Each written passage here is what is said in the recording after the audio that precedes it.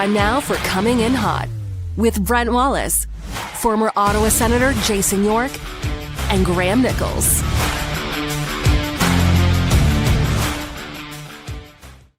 Hey, everybody. Welcome to Coming In Hot. July 7th, 4 p.m. It has been a day. In fact, guys, it's been a long 2 weeks. Brent Wallace, Jason York, Graeme Nichols with you. This show is always brought to you by Bet365. Probably not a lot of people would have bet that Daniel Alfredsson would have been a Toronto Maple Leaf. Let's just start first, shall we? Oh, the Royal Ottawa patio was buzzing when I got the news today. Oh, yeah. Yeah, it was buzzing. I got a couple of messages, and then I saw the official. I saw Elliot was the first to report it. But yeah, it's true. I know our chat's buzzing right now, and people are saying nothing's official till it's done. But no, that was a while ago. That was a while ago. Well, yeah, no. So it's just can you get out of the chat? That's the last thing I need for you today. I'm getting in the chat today. I'm going to chat it up. No. But it's crazy, eh? It's okay. So let's break it down. Let's get. I'll tell you guys. Well, I'll tell you guys one thing about Alfie, because I've known Alfie a long time.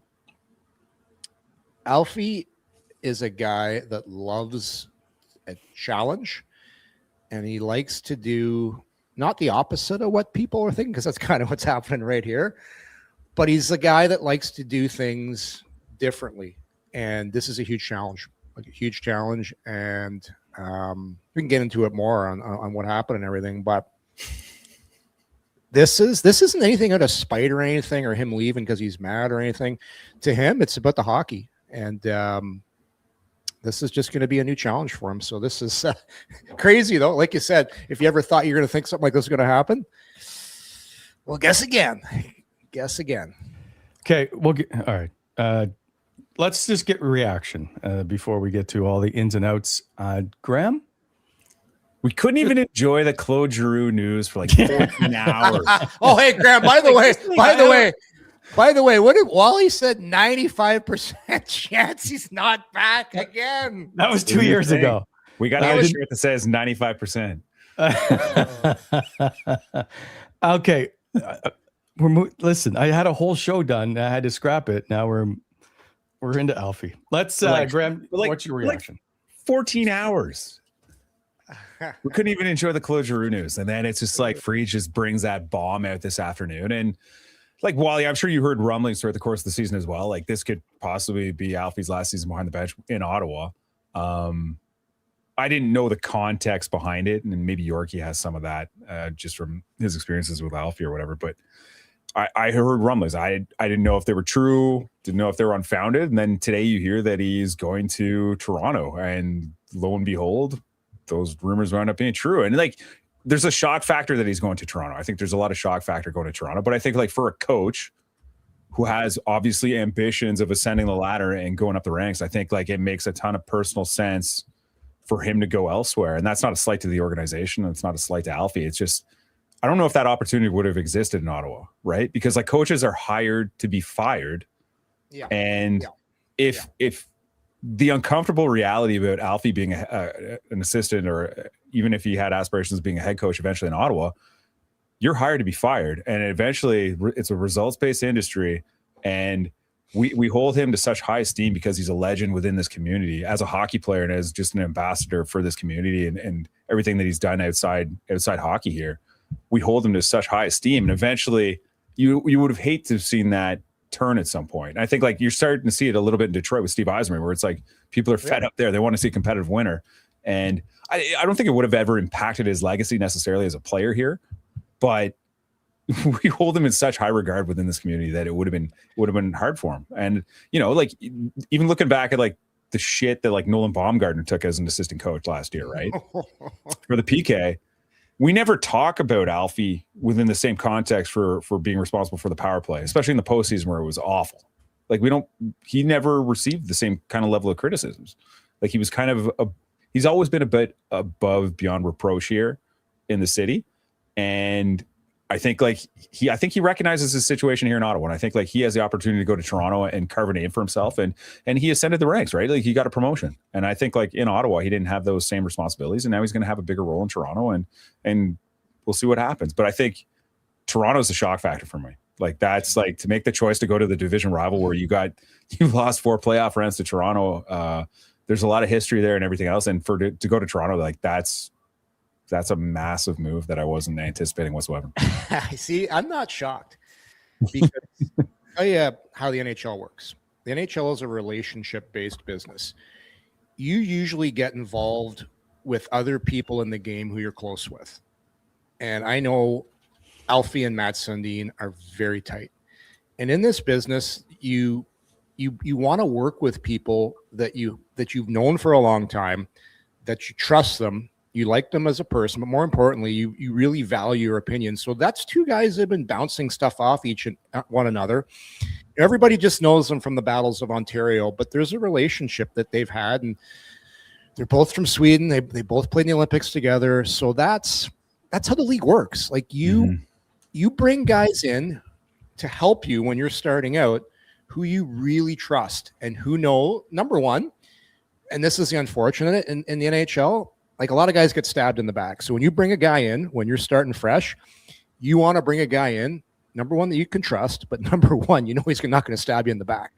That's why Sundin reached out to Alfie, and that's the guy that was reaching out, because that's how this game works. You want guys in, and I'm sure it took a lot of pressing and a lot of prodding, because what I was under the understanding, Alfie wasn't going to be back this year. He was probably going to be coaching this year in Kempville, coaching his son. And I'm sure Matt Sundin had to bug him a lot to convince him to do that. But at the end of the day, I think that coaching bug really got him. Like he loves to coach. And you make a great point, Graeme. That's your promotion. Like you're going from assistant to associate on a franchise with a ton of pressure. Like there's pressure everywhere, but we all know this. There is a ton of pressure in Toronto. It's a great challenge. And yeah, you're right. Like in Ottawa, it's like he's revered here so differently, where you go into that Toronto environment, you're an assistant coach. I'll give you a great example. Mark Savard. Yeah. Not on the same level as Alfie, not on the same level, but a really good NHL player. Stanley Cup in Boston, put up a lot of points. Came into Boston, or came into Toronto. Things didn't work out. People have no problem in Toronto shitting on you, and all of a sudden you're out. So, like you, as an athlete, as a coach, as a person, Alfie's a super competitive guy, and you want that challenge. Like it's just something, you know, it's an old saying. It just keeps you on your toes, man. It keeps you sharp. It's and some guys just, they crave that. And not that you don't get that in Ottawa, but it's a different animal. And the great point you make, Graeme, it's like he can be fired there. like he can be, right? So that's real pressure. That's real pressure. Not that he couldn't be fired here, but he couldn't be fired here, Yorkie. I know he couldn't be. He could be like put somewhere. I know what you mean. He would have been reassigned within the organization. Yeah. Yes. Like exactly. And that's, you know what? But that's a problem for Travis Green. If we're being honest, that is a problem for Travis Green. Well, that's if you're not getting results, for sure, absolutely. He didn't hire him. Yeah, that's true too. Yeah. Well, that's how it works too. Like the coaches, you like to pick your own staff, you do that, but that at the end of the day, this is going to be like it's painful for Sens fans to see it 100%, but I get what Alfie's doing. Like he's one of the most competitive guys I know. Like this guy, that's the way he's wired, and he always likes to do things differently, Wally.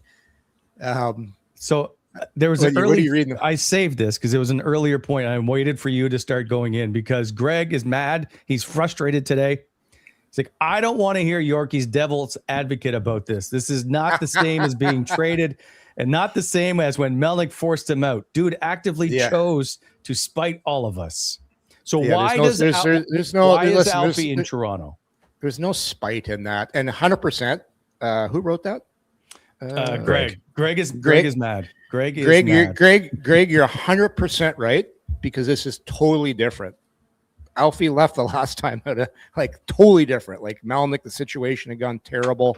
There was all kinds of shit that went on everybody knows about. So that's totally different.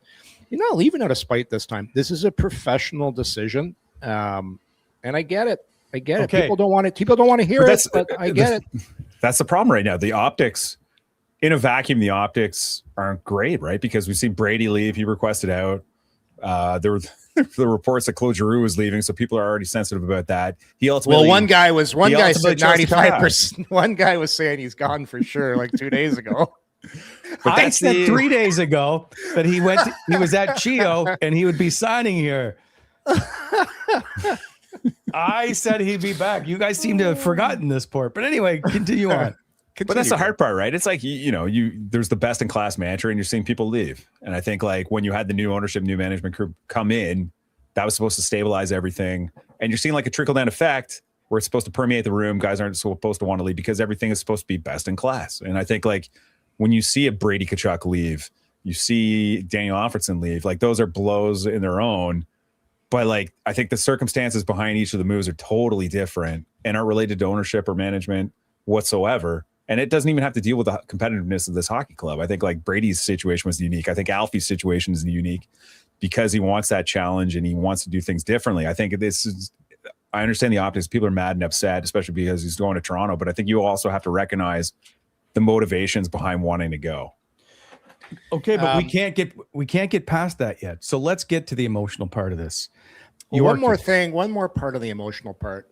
I'm going to dovetail off what Graeme said too. It's like, if you want to be a head coach in the NHL, you got to take steps.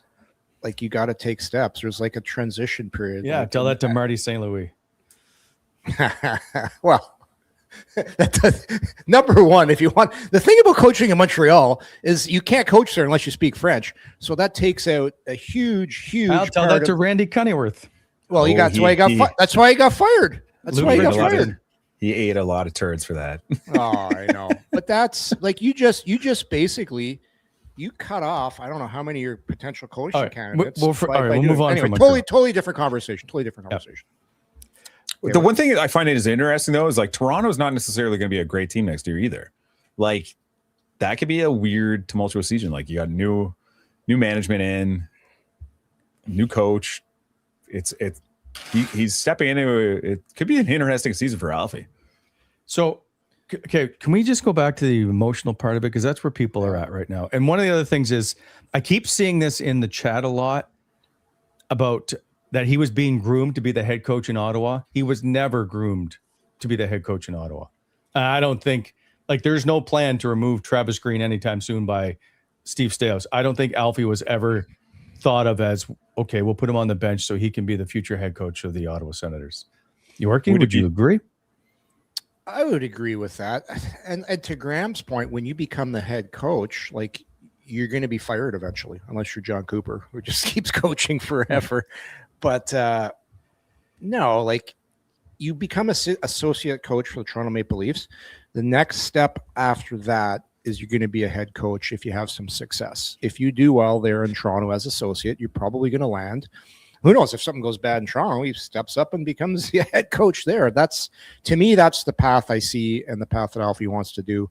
And hey, people can be mad at him for wanting to leave, but at the end of the day, if you want to coach in the league and you want to be a head coach, you got to take the steps to do that for yourself. So, hey, sucks for the fan base, especially what's gone on this summer, but totally get it. But what I was going to say earlier about Alfie's personality, you know this about him, he always loves to do things differently.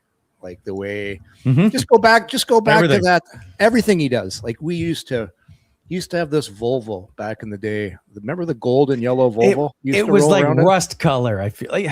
And he gold got and yellow. It was a burnt orange. And he got abused for this car. And he goes, "You guys just don't know what style is." But it's just he does everything this time differently. He shipped that car over from Sweden. Yeah, he shipped it over. Yeah. Nobody. He was the only. He always knew where he was in the city because there's nobody else in the city with that gold. What color was it? It was burnt orange. What color? 100%. And in modern times, Claude Giroux is getting his vehicles shipped elsewhere too. To parts unknown. Okay, so I can appreciate everybody being upset that Alfie's going to be behind the bench. Me too. But I don't he's allowed to choose where he wants to go. And if he was offered a associate head coaching job, is he supposed to go, no, it's the Leafs? That's not how, And he wasn't going to work in Ottawa for the this year. team anymore. He wasn't going to work. Like, we've had discussions for a couple of months just waiting for the Sens to announce something. Like, it's been before the end of the year, I was told Alfie wasn't coming back. Yeah. No, I knew that. Right. So, and I don't know that Yorkie, you can help me out here, because I saw that, like, again, we go back to this head coaching thing. When he first took over the assistant, he wasn't sure he wanted to be an assistant coach, right? He's like, all the time, all that. So he just kind of worked his way into it where he fell in love with it. But I think he's done a fantastic job with Tim Stützle, as Sanderson, Greg Batherson. Yeah. No, for sure. Like, it'll be like, don't kid yourself. He's going to be missed. Like, the relationship. For sure. I give him a ton of credit for the work. And it started when Jacques Martin came in, when they started kind of not the rebuild, but the teaching of the defensive side of the game to Tim Stützle. Like, Stützle's improved a ton, becoming a two-way player. Sanderson working on his shot afterwards. That's what I think he's amazing at, is watching players in practice and saying, hey, try releasing that puck from a little tighter in from this angle. Try doing this. Hey, you got a little more time than you think here with the puck. Let's just watch this clip of you right here. But little things like that. But just, hey, that's what makes really good assistant coaches in the league, and actually really good head coaches too. Like, as a former player and as a former coach, like, that's the secret, is getting relationships with players. And he had good relationships with guys on this team, so he'll definitely be missed. But yeah, no, he wasn't coming back. It wasn't announced. And I just think Sundin just kept calling. And I think the relationship with the two of them, they're great friends. He's starting something new and wants one of his most trusted guys in the game there with him. And I get that. And people, the other thing too, like, when you retire from hockey, like, I go to all these old timer events now, and the guys that are hanging around today, people would say, oh my God, like, Chris Neal's hanging around with Ty Domi, Darcy Tucker. Right, Darcy Tucker and him are like best buds. Everybody is friends years later. That's the way hockey works. Like, nobody hates each other 20, 30 years later, even 5 years later. It's a community. It's a brotherhood. And especially guys that are from the same country. So it's a lot of the hate that you see. Yeah, it's real when it's happening during the playoffs a couple of years later. But over time, like, people would be surprised what they see at these events of guys that hated each other on the ice that are actually the best of friends now. It's just, that's how the hockey world is. Like, it's a very cool environment when you're done. If I'm not mistaken, the Red Wings, and I feel like it's probably the Avalanche, have done reunions together. Like, and I think rest in peace, Claude Lemieux was on the stage with Darren McCarty. So Wally, like, I was with Darren McCarty whenever I was in Moncton. That was like 3 weeks ago. And Darren McCarty's a good friend of mine.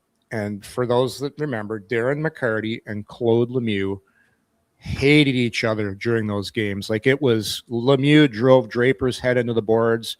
Like, people think Ottawa and Toronto was nasty. This is probably one of the nastiest series. Graeme, you remember, it was nuts. Yeah. What was that? What was the famous line? He's like, I forget who it was. He's like, I can't believe I shook that guy's hand. Was it Shanahan? Yeah. Like, in the handshake line afterwards, he's like, I can't believe I shook that guy's hand after the game. So, like, Lemieux and Mac had met up many years ago, buried the hatchet, become really good friends. And such a sad story. Claude passed away a little while ago. Darren McCarty made a point to go to his celebration of life because he thought it was important that he should be there. And that's just, like I said, that's how hockey guys are. You don't stay mortal enemies forever. So it's just a little bit of understanding what goes in the background. But hey, if those two players can become that close, then hey, like, let's be real here. Yeah, I agree with the fan. Like, I just saw that text at the bottom of the screen, the font there. So I can understand fans for being upset with Alfie. I think fans should be upset with Alfie if he chose Toronto, though. Like, I think that's fair. I think that's totally fair. What? For sure. It's like in trade it. Like, I'm sure he expects it too. That's the great thing about sports. Okay. Like, are we booing Alfie when he comes back? I don't think he'll get booed, but we're not allowed to, Wally. We're in the press box. I didn't ask us. Are the fans booing Alfie when they put him up on the screen? No, he's not. I don't think he ever gets booed. But then why are we so upset? Like, I know it's the provincial rival, but for the love of God, he is an associate coach. He's not going on the ice to score 50 goals. Mm-hmm. Well, come on. I would love to generate some fake outrage, but he just took another job. Yeah. Didn't have to be with Toronto, though. I think that's why fans are frustrated. So I'm sorry, what were the other jobs he had an interview for? Yeah, totally fair point. Totally fair point, Wally. I'm just saying people are allowed to be mad that he picked Toronto. That's it. Because the history, there's so much history and vitriol, and it's just like another talking point. So John Gruden's on the bench. We're not mad at John Gruden, the former Ottawa Senator legend. But there's so much social media and like other fan bases and stuff. There's so much punching down. Hang on. There's so much punching down. B-Man 9789. Why not go to Florida at this rate? So if he was on the bench in Florida, would he not be more disliked than if he was the bench in Toronto? I'm going to tell you guys something. Yeah, same context. Go ahead, Yuri. I'm going to tell you guys something. So if the shoe was on the other foot, let's say Daniel Alfredsson was in like Matt Sungin. Daniel Alfredsson was in Steve Staios' role. I guarantee you Daniel would try and bring Sundin in, and Sundin would come. I guarantee you guys that. That would happen. And then there'd be outrage the other way. That's just how the hockey world works. And that's what you do. Like you bring in people that you trust the most in this game to help you win a championship. That's how the game works, man. Like look at like Chris Chelios, for example. He was absolutely hated in Detroit. Ended up getting traded to Detroit, won a cup with it, went back and coached in Detroit later. Like it's just this one's fresher, it's newer, and I get it. And I do agree with you, Graeme. I don't agree with you, Wally. People have the right to be mad. That's the great thing about sports. I didn't say they don't have the right to be mad, but to be going on and on, like it's okay. I don't blame them. It has no impact on their lives. Mm-hmm. Sure it does. They go to games. People hate it. So now we go to the games to worry about the associate head coach. No, but people hate people. It's because it's a talking point. People give up their tickets to Toronto games because they don't want to go because they hate the atmosphere. Like there is a deep hatred for Toronto in this community. And that's what it stems down to, Wally. And this is just another point in the Battle of Ontario. Like point to Toronto. Like that's just what it's all about. And it's Toronto and the optics. That's what people are upset about, and understandably so. But at the same time, I think it's important to recognize the fact that like Ottawa was a very well coached team last year. Like all their metrics were very strong, one of the best defensive teams in the league. Yep. And considering where they came from 3 years ago, like that's a huge thing. The power play was top 11 or top 10 in the league. Their PK was top 10 after they made the change to Mike Yeo. Like there's a lot of good things to think about with this coaching staff. And I think Yorkie hit the nail on the head. Like the best things that Alfie did with this group were like the little subtleties of the game. He's a sounding board, Hall of Famer sounding board who could be a peer to these players at times. And just the subtleties and like the little developments on the ice, like post practice, like we'd see him working with like Artem Zub on flip outs, like retrieving flip outs in the neutral zone out of his feet. We'd see him working with Fabian Zetterlund on how to get shots off quicker. You see those subtleties, and I think that's where the invaluable teaching moments occurred with Alfie. Were those moments after practice? Well, this is when you know there's outrage. I've got former teammates texting Magnus Arvidsson. What the fuck? Alfie's going to Toronto. Sean McEachran over under when Alfie will be the head coach of Toronto. To talk to you, yeah. And you brought up John Gruden. Great coach, by the way. Ties as well with Michael Andlauer and Steve Staios. Coached their team in Hamilton that went to the Memorial Cup. I thought he would. He's a name you kept thinking was going to end up in Ottawa. Like he's got close ties, very close with Michael and Steve Staios. He's coaching the Leafs. That's just how the game works, fellas. So Daniel Alfredsson has given over 20 years to this organization. More than that. I said over 20 years. If you're not going to listen to me, he's allowed. I think he's done enough for this franchise in this city. Yeah. I agree. A cup would have been all right. That's not all on him. By the way, it is Patrick Aleem's 52nd birthday today. That's not on Patty. Come on, Wally. Leave him out of this. I was waiting for you to jump in. Greg is still upset. He continues just to be upset. He's more upset at me now for not being on the like. I understand Alfie. Like I've been with Alfie since I've been in Ottawa in '98. Like I get it, but he just took another job. Not any. It's where he took it, though, right? It's not just any job. But I mean, there's been lots of guys to switch and go and play for different organizations. Like it's not like he's playing on the ice. But if Hiller gets fired at Toronto and Alfie becomes the de facto head coach in Toronto, that ups the. Okay, that ups he the just rivalry. started. They're not firing Hiller anytime soon. Maybe. I'm just saying. Jesus. Hey, I'm just saying. Crazy. Why can't we just be happy for Alfie to be an associate head coach? Yeah. It's a little French. I'm just trying to wind some people up because. How's the chat doing right now? By the way, no, they're just on fire. Just don't go into it. People are just mad at me. It's not any job, Wally. It's the damn Leafs. Anyway, I just had to pick the other side. All right. Somebody just in the chat said I should get in the coaching staff. You crazy? I'll be fired. I don't want to get fired. You have a job for life here. As soon as you get to become a coach in the NHL, you just take that little hourglass, Wally, and you flip it over, and as soon as the sand's done, you're getting gassed one of these days. You're hired to be fired. I love the comment in the chat that says there's a 95% chance Alfie will be the head coach this season. Okay, seriously, let's just get to Claude. I know we're on the Alfie thing right now, but you Wally, I got to say, anytime we want something to happen in Ottawa, all we have to do is have Wally say there's a 95% chance it's going to not happen.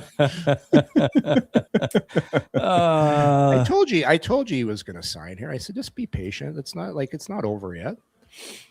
Like I don't know. Dion Phaneuf was traded to Ottawa. Was there a lot of outrage? There's an example. Former captain of the Toronto Maple Leafs came to Ottawa. Like there's been players in the Leafs or in the Flames. Jason Spezza was. He went to the Toronto Maple Leafs, and then he joined the front office. No, sorry. General manager. Did he join the front office, or did he go to? Yeah, and then he went to Pittsburgh. Yeah, he was assistant GM under Dubas, and then followed him to Pittsburgh. Under Dubas, yeah. Yeah.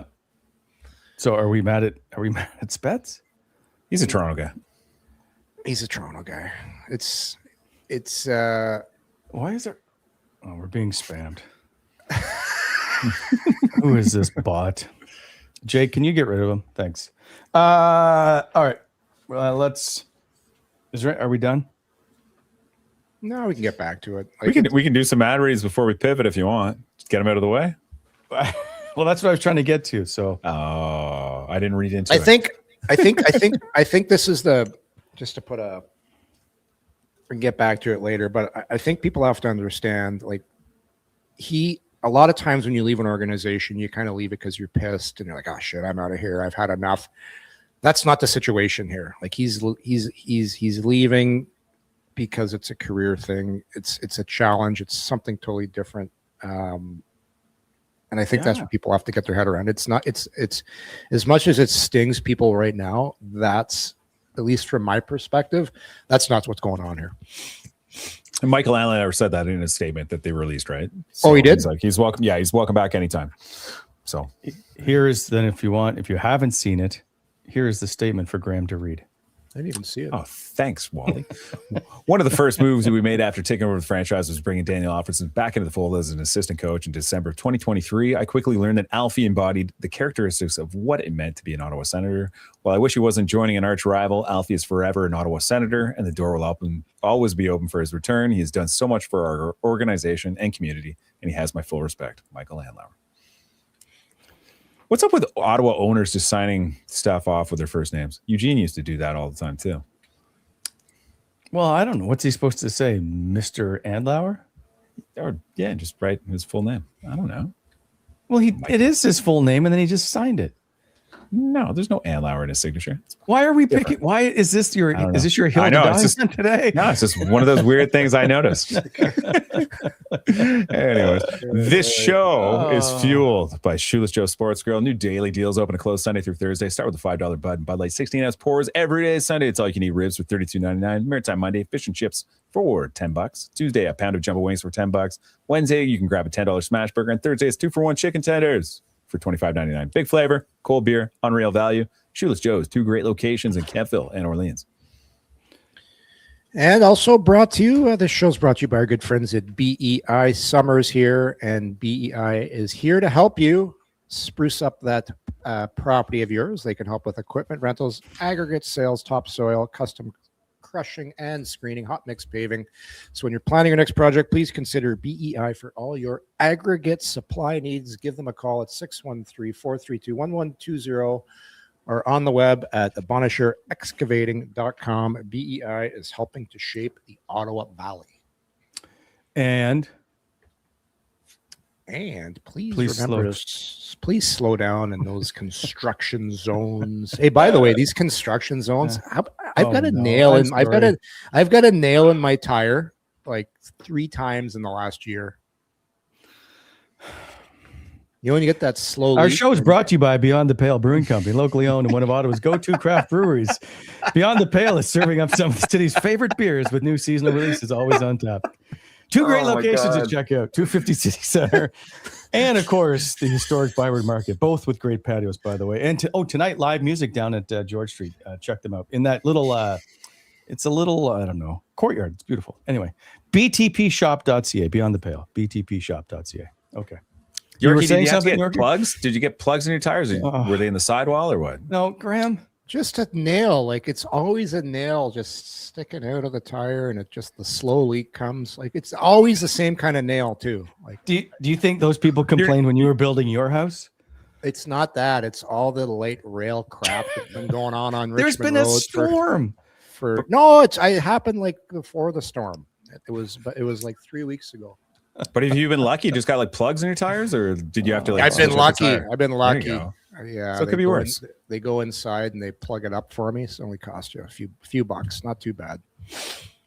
But they were brand new tires, Graeme. Brand new Michelins, Wally. That's the way it works. I know. Okay.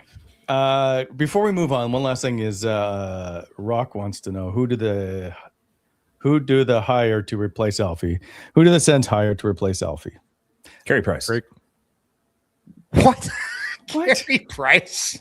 Gotta steal a legend from another franchise. Will you just wait to blurt it out? That's a great question. I don't know. You have to go back and see who Travis has coached with before around where some of his previous stops. You got Nolan Baumgartner, who's running your D, Mike Yo. You probably Ben Sexton. I think Ben's Well, maybe Ben Sexton gets a promotion. I don't know. I heard the guys love him, and he's done a great job. Sexy, yeah. No, he's been doing a great job. I don't know. Coaches in I don't see that. Okay, I'm just looking up former coaches here. Manny. Oh, we had Manny Malhotra as an assistant coach. Hey, by the way, how weird is that in Vancouver?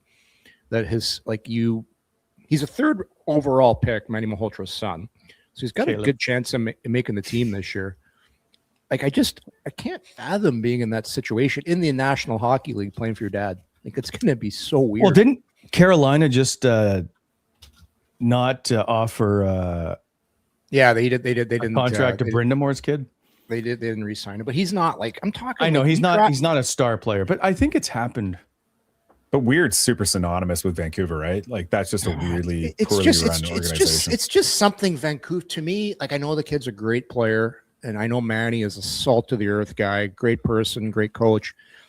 But to me, that's just unneeded pressure on a kid. like that's in a town where there's a lot of pressure there. Like I don't know. I don't love that situation for a young player coming into and. Like I know at that level, when your dad's the coach, you are going to get abused on the ice by other teams. There was somebody's kid. You're going to you're going to get annihilated with chirps. And it's like, why do you want to start your career off that way? It's not fun. Forgive me, I can't remember the team, but it just recently happened where the player in the room said it was really uncomfortable because if the other guys wanted to bitch about the coach, you can't. Right? Yeah. And so Adam It's Lowry, terrible. Winnipeg. Thank you. That's what it was. Yeah. Dave Lowry. That's right. Thank you. Yeah. But yeah, he was the captain. Adam was the captain. So I know Dave Lowry really well. He was in Calgary last year. Great guy. Yeah. It's tough. Like probably part of the reason he is in Calgary now, but to be the 3rd overall pick, that's a great point. Like, I know being in the room, you go out for dinner, guys are bitching all the time about the coach. Like I said, 75% of the team's not happy. Yorkie for ass coach. Oh, I think they mean assistant coach. Ass man. One of the best Seinfeld episodes ever. The ass man. All right, well, let's move on. Listen, I do love coaching, Wally. I do love coaching. Are you throwing? There your you hat go. in? He's throwing his, there you go. But you're a D guy. We already got a D guy. I know. I don't want to coach the forwards. I'll coach the D, but not the forwards. Well, Nolan Baumgartner has that. I know. So it's not a fit. Maybe I'll go to Toronto. You know what? When Alfie comes back or takes over as head coach, you can go behind the bench. Hey, that's how the game. I told you that's how the game works. You work with guys, and trust, and you bring in guys. You don't just bring in your buddies. You got to be smart. You got to. The other thing too, Alfie's now been doing this for a couple of years, so he's got some. He's got some experience now, like coaching in the game. So, it's for Sundin. It just makes a lot of sense. Before we move on, Maddie just says, no way Yorkie will be benching anyone who comes close to his shots record. Jake Sanderson's hovering around 9 shots. Jake, why don't you just, let's go. Zubin Spence, you're up. Sandy, take the shift off. Coach, we're down 2-1. No. It's okay. I got a feeling. Matt and Paolo, get out there. All right. We're moving on to the news that we originally were going to start the show with. That is Claude Giroux, as I have been saying all along, is back with the Ottawa Senators for one more year. Discuss. Quality of depth, baby. But shoes got to drop at some point, right? Okay. So we'll get to the lineup in a sec. We'll just get your reaction of they finally got it done. I guess your reaction to it, if you will. I don't think anyone ignores the reality that Claude has probably lost a step over the past year. But I mean, like, a point off his production last season. This is like 3 straight years of declining production. You look at his production rates at 5-on-5, still stronger than they were last year. They're not far removed from where he was previously. He's still a useful offensive player in the sense of just secondary offense. He'll get you your points. But I think like where Claude adds a lot of value to this team is an excellent two-way forward. I think a lot of his impact is felt defensively. It's felt in the faceoff circle where he's the best guy in the league. I was looking at his ice time from the front half of the year to the second half of the year. Yeah. In the first 38 games, I think it was at 17:22. By the end of the season, it was down to like 15:22. So he lost 2 minutes of ice time per game in the second half of the season. And I think that's just it's a recognition of his game at times faded a little bit down the stretch. But I think like he's still an effective and valuable player for this organization. I think like you talk about the leadership, the competitiveness, the way that the guys feed off him and the way he is in the room. And I think like he's a valuable piece to have. And I think like the value that he has defensively differentiates him from like some of the other bottom 6 forwards that'll be on this team. But I think like at this stage of his career, he's best suited to play on a third line with Michael Amadio and Shane Pinto. I think that you're going to get a ton of value out of that third line. You're going to get offense. You're going to get defensive aptitude, and they're going to be very good. And at some point, and I'm sure we're going to get to this later, it's just what do you anticipate for guys like Fogle and Zetterlund? Because like those guys were acquired for second-round picks, and you've invested almost like $9 million in 2 fourth-line wingers. Graeme, you have the Yorkie-itis. Stay on topic till we get to the other guys. But I think it's a good ad.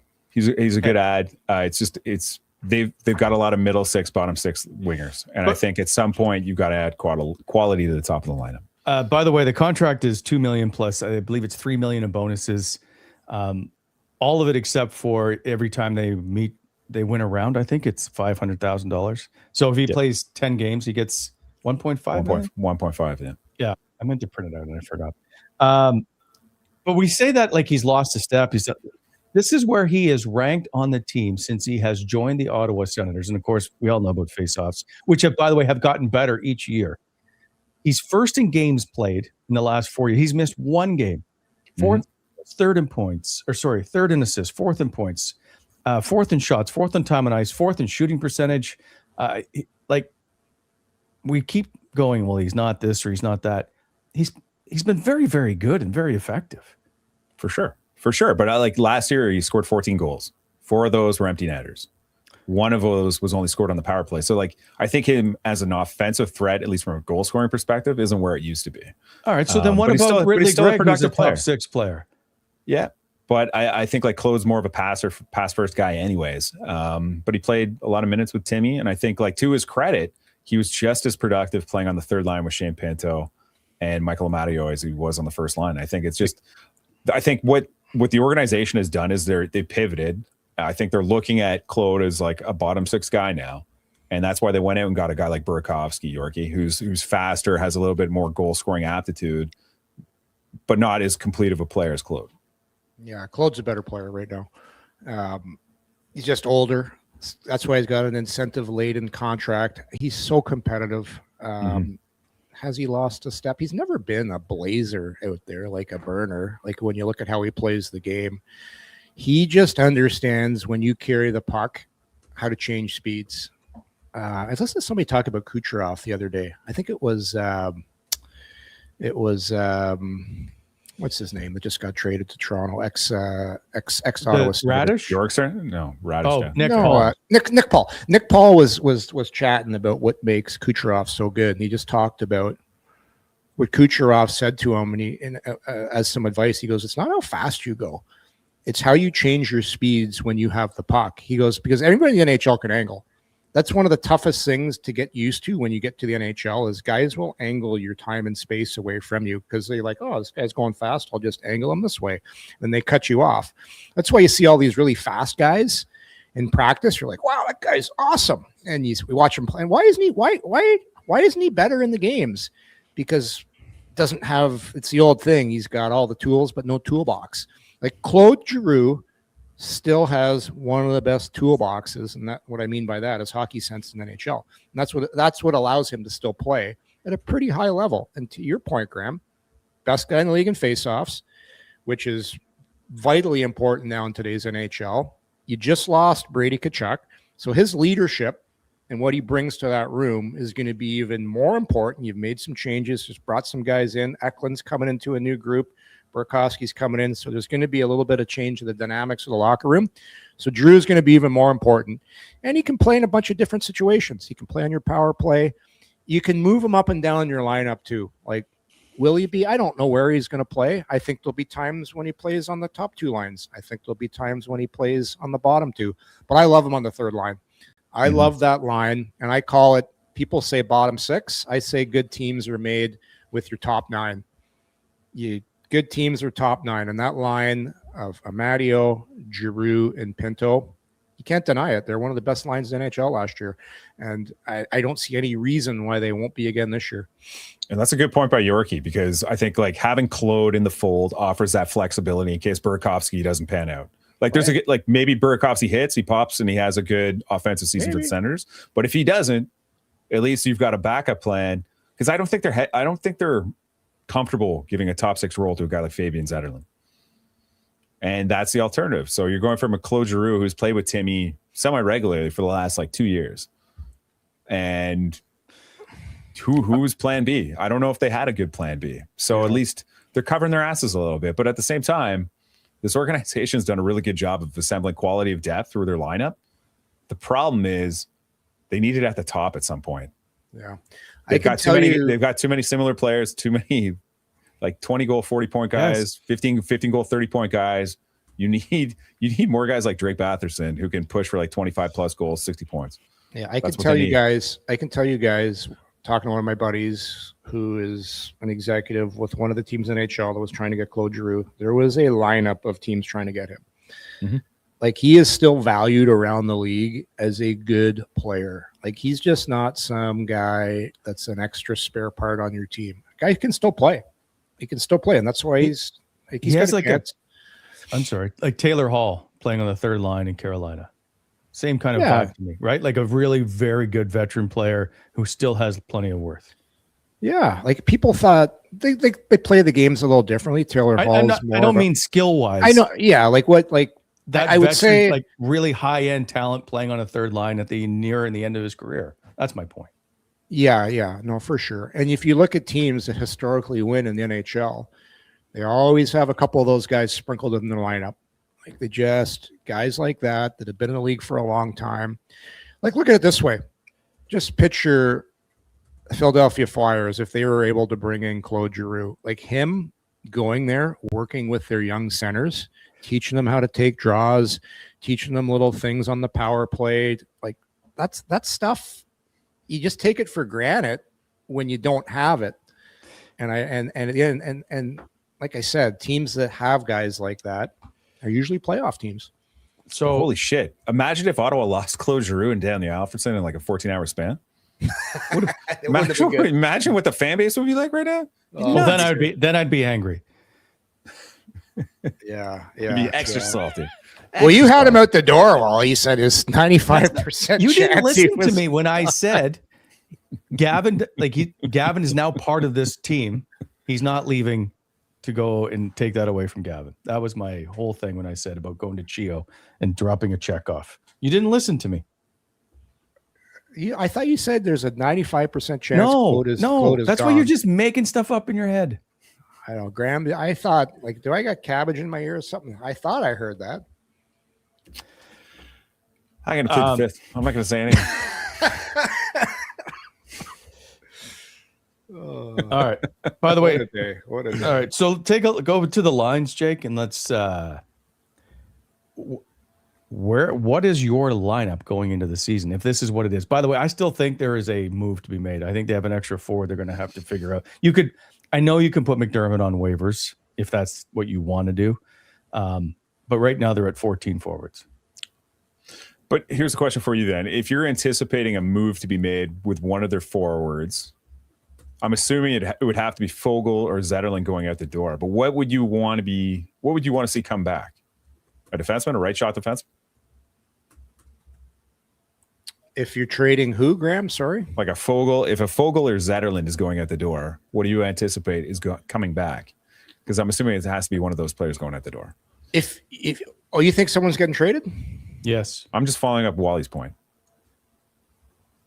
I still think in a perfect world, if you could, everybody keeps saying you need another top six. I would like to see another defenseman with some length and reach and that plays more of a kind of a Braden McNabb style of hockey on your team, like a guy like that. I think that could help this group out a lot. A defenseman that plays that style. So these guys are tough to come by, but I could see something like that coming back in return.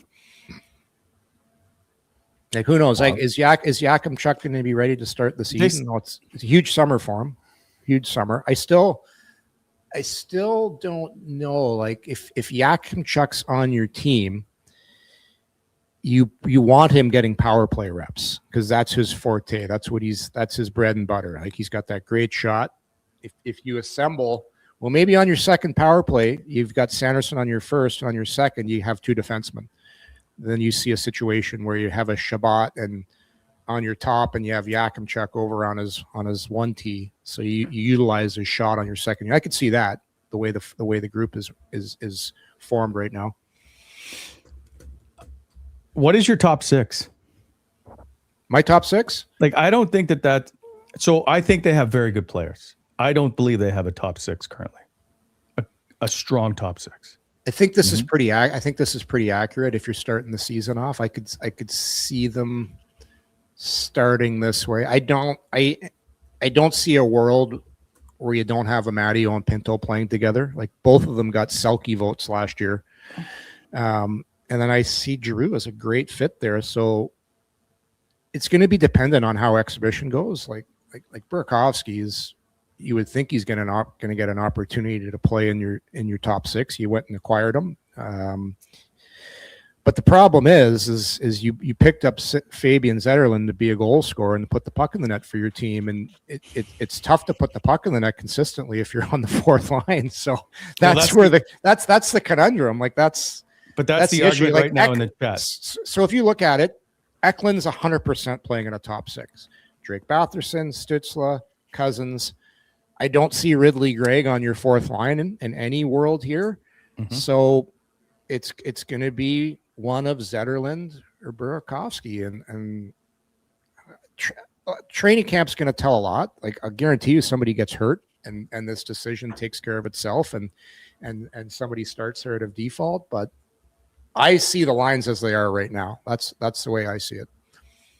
And I see Cousins in my lineup too, because I love how he plays. I think he's a really valuable guy, and teams hate to play against him. So, but who comes out? That decision will take care of itself. But hey, I love Nick Cousins on my fourth line. So I don't know. Holiday's your center. Like, those other guys aren't really center. Cousins can play center, so maybe he's not a center.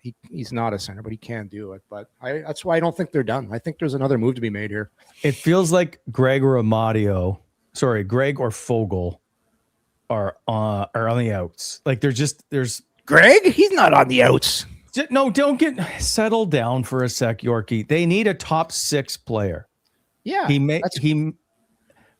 if you understand my point, is that he may have to be the sacrificial lamb in order to get it.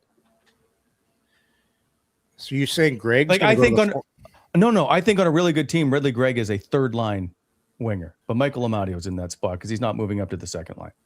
I think Ridley Gregg is still getting better as a player, and I forecast him as. I understand that. Yeah, I don't. They need a legit top six winger, scoring winger. Yeah, I think Greg's going to pop this year.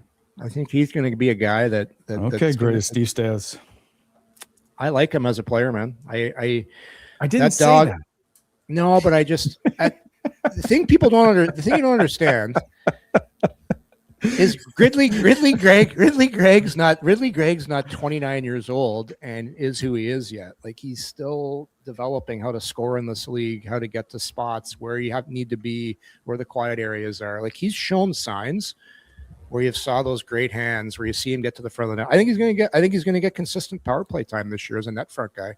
Well, if he replaces Brady on the first unit, like, there's plenty of opportunities for him to clean up garbage. Plenty. Like, that could insulate his numbers a ton. I don't know who else on that group. If go back to the board there for a sec, put the lines up, please. Like, if you look at guys that you would say that's a guy we want being our net front guy. Like, it's. I got a name for you, Yorkie. Stephen Halliday. He's big and he can finish. Yeah, but he's like, Ridley Gregg was just signed to a new contract. Like, they're invested in him. He's got experience. I just look at guys that like to get inside the dots and like to hang around the front of the goaltender and learn. Like, it's an art, learning where to stand, how to tip pucks, be that guy. And you're going to need a left shot on that first power play. Unless they change how they do things, it's going to be Drake Batherson on the goal line. So you're going to have a left shot coming down to pop out for that bump play. So if you look at the left shots, I don't know. I just don't see Eklund as a net front guy. No, I don't think so either. He needs to be in a shooter spot, does he not? Yeah, they got some options. Like, they got some options. But that's why I keep thinking Ridley Gregg's going to be the guy that gets a chance on that first unit. Well, he was getting those looks when Brady was hurt. When Brady was hurt, he was the guy that was going out for net front. So, and I don't see anybody else in this lineup that's going to replace him. That's a left shot forward. Yeah. Oh, can they not put Yakimchuk in front? Right shot. Yeah. It's all about where the stick position is, Wally. Well, that's okay. Big Clevin. Put Nick Mattenpalo there. Right shot. You need a left shot. Oh, well, he'll shoot left. He's very talented. He's a world champion. This show is always brought to you by our proud presenting sponsor, Bet365. Don't forget to download the app, Bet365 Casinos. You can choose between hundreds of slots, live tables, and your favorite games. Well, maybe your second favorite game, of course. Also, don't forget you can bet on the World Cup, which has seen all the host teams now be eliminated. So Canada got as far, by the way, as the United States without having to get any involvement from anybody. Anyway, must be 19 or older, Ontario only. Please play responsibly. If you or someone you know has any concerns about gambling, visit connectsontario.ca. Terms and conditions apply. Gentlemen, I looked up today about the playoff odds. And Ottawa is the only team out of the 32 to have even playoff odds for yes or no, they won't make the playoffs. I found that a little bit surprising. So that's minus 110. Which means if you bet $10, you would make $19.09. I think it is. Or you'd win $19.09. That's right. It's still early in the offseason, though. Like there still could be moves. And I like Steve Staios alluded to this when the power went out there in that storm the other day. The way he envisions the market going is there's going to be ample opportunity to make moves down the stretch of this summer. So maybe you're right, Wally. Maybe the Senators aren't done. Maybe there's an extra move that needs to be made. They need to. I just don't like the weird part about the market right now is like the guys who are reportedly available, they might not necessarily want to come here. Like Jason Robertson, like he'd be a difference maker. But they can't afford Jason Robertson anymore. Well, that's part of it. So but we got to be a little more. And that's the problem, right? Like if you look at Nick Cousins' salary, Fabian Zetterlund's salary, Warren Fogel's salary, they're all projected to be fourth line guys. Those guys combined for $9.4 million. Like that's a significant chunk of change for a guy that you could add to this lineup to make it significantly better. But they're going with quality of depth. That's the choice that they've made, and they've got what, like 4.2 million, somewhere around 4 million. Yeah. So someone has to, but they have to move someone. That was the point. They're going to have to make a trade somehow. And almost move two bodies out to bring one in. I think they just have an extra forward. They got to figure out what to do with. Mm-hmm. But maybe, I don't know, maybe you just keep Curtis McDermott around for his 19 games. I don't know if they'll do that. They can. Where's he going to play? Even if you trade a guy, he's still yeah, I know. That's so. Why. Anyway, I think if you put him on waivers and start him in Belleville, like I don't think he gets claimed. Maybe I'm wrong, but I think he's 1.7, right? Somewhere in there. I thought it was like 1. I thought it was 1.1. Maybe it's 1.1. Maybe it was the 700,000 to 1.1 when they made the trade. Anyway, all right. Oh, quickly, don't forget the auction is up. I think there's 4 more days left, maybe 5 more days left. You can bid to tee it up with the legends. Well, one legend, Chris Neal, and the other guy, Jason York.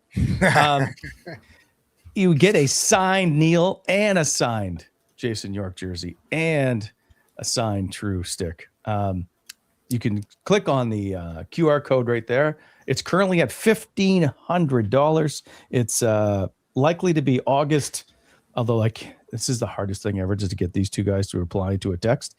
I think it's August the 10th it's looking at the moment. We'll see. At the Marshes. It'll be a great time. So all proceeds go to the Sens Foundation, which then is going towards mental health.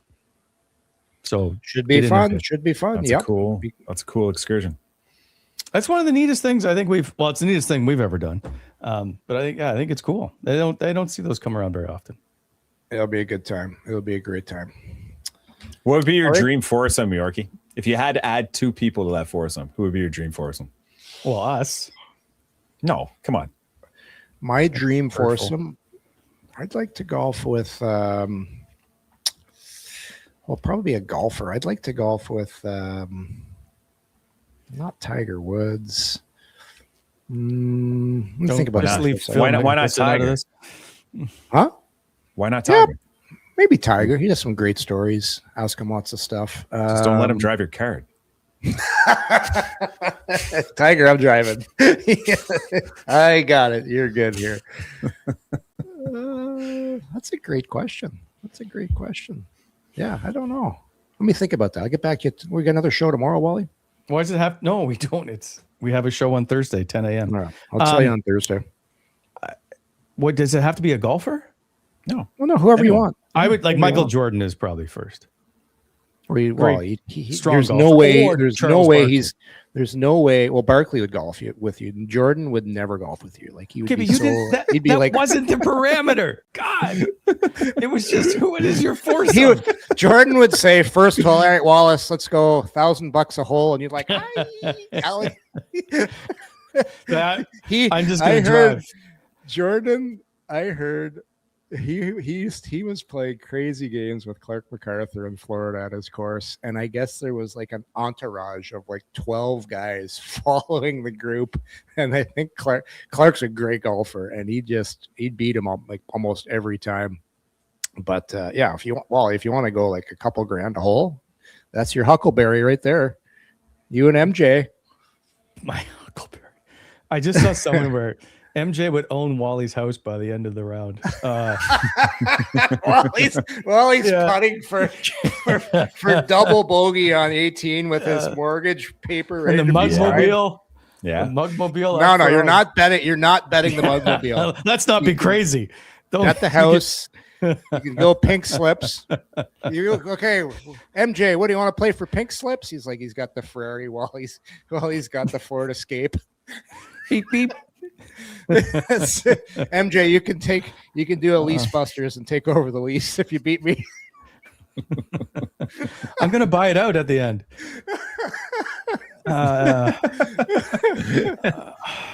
You guys, I'm trying to think if there's something else before we go. I'm sure there is, and I'm forgetting it.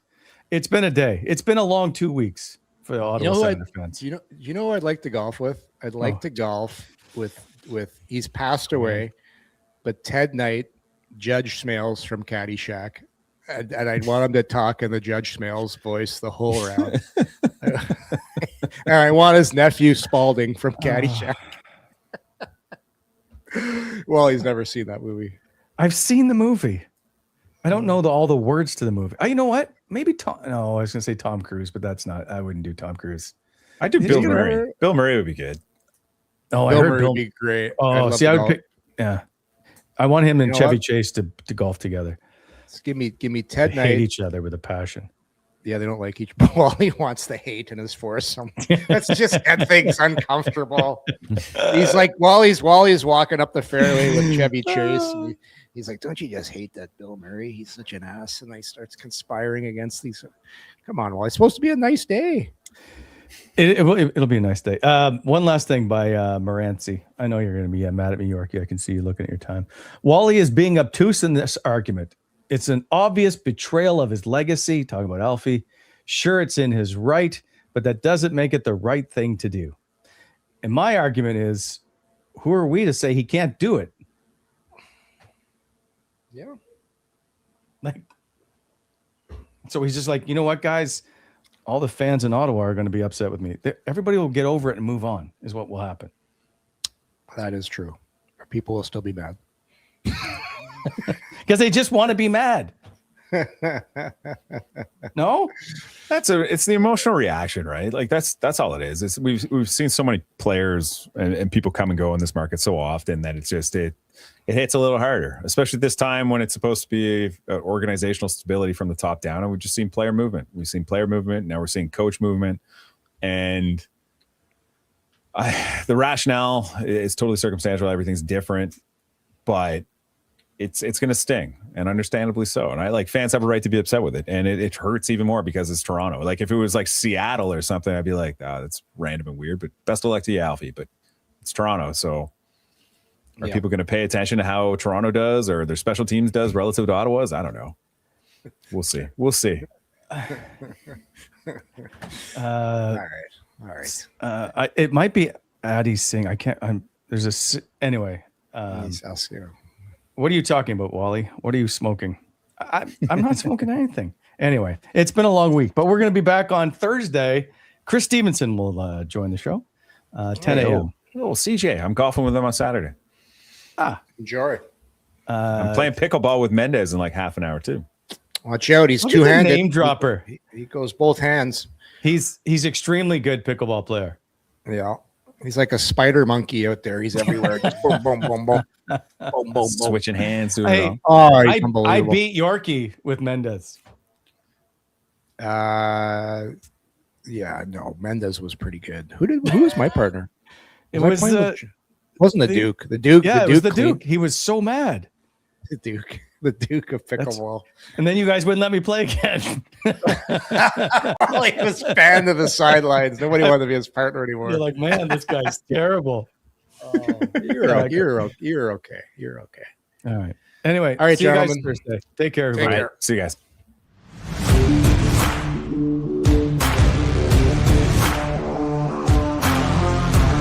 Thanks for tuning in to Coming In Hot.